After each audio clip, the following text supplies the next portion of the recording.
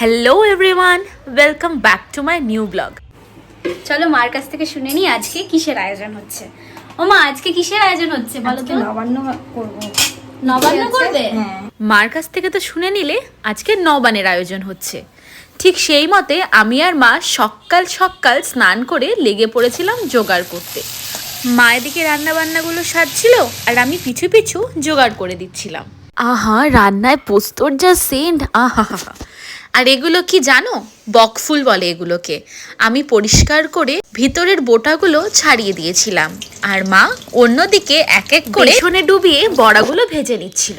আমাদের সম্পূর্ণ পদ কমপ্লিট রান্না করা। আর হ্যাঁ, তুলসী পাতা কিন্তু দিতে ভুলবে না।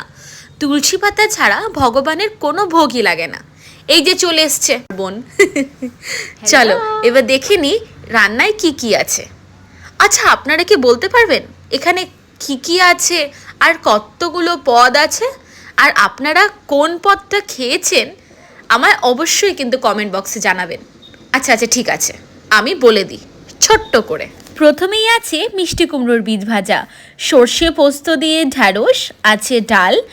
এবারে আসি ঘি দিয়ে অন্ন, বেগুন ভাজা, 2 রকম শাক, আলু বিনসের ভাজা, কড়াইশুঁটি দিয়ে বাঁধাকপির ঘন্ট, মূলা বেগুন ভাজা, শসা স্যালাড, শিম দিয়ে পোস্ত ভাপা, ফুলের বড়া ভাজা, আমড়ার চাটনি, নলেন গুড়ের পায়েস, পানি ফল ও জল তুলসী পাতা দিয়ে ভগবানের ভোগ।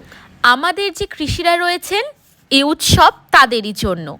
বাঙালি নিয়ম ও কৃষিদের সংস্কৃতি মিলিয়েই উৎপন্ন হয়েছে নবান্ন। নবান্ন শব্দের অর্থ হলো নতুন অন্ন। এটি একটি ঐতিহ্যবাহী শস্য উৎসব।